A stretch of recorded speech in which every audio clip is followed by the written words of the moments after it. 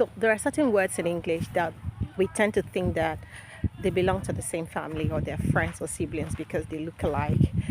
We tend to think that one is the opposite of the other because one has a miss or a dis to it or an in or error to it. So we tend to think that they belong together. What am I talking about? Let's look at the words famous and infamous. Okay, a lot of people tend to think and believe that the opposite of famous is infamous, but that's not the case. That's not correct.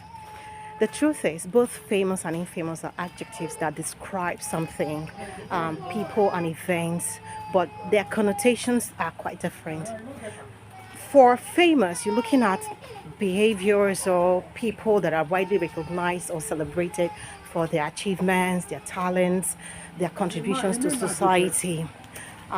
Famous is actually associated with respect, admiration, and qualities that we want people to emulate. You know, famous are those kind of people that we say, oh, look at that person, I want to be like them.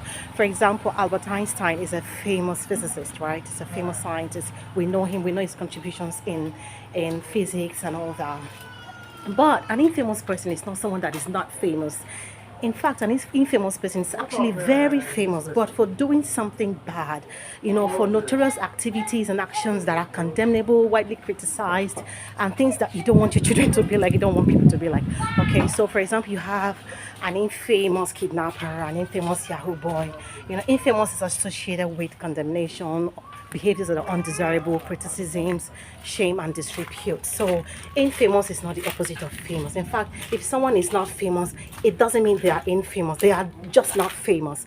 Infamous is not the opposite of famous. And famous and infamous describe people and events that are very well known, but their connotations are quite different. Right.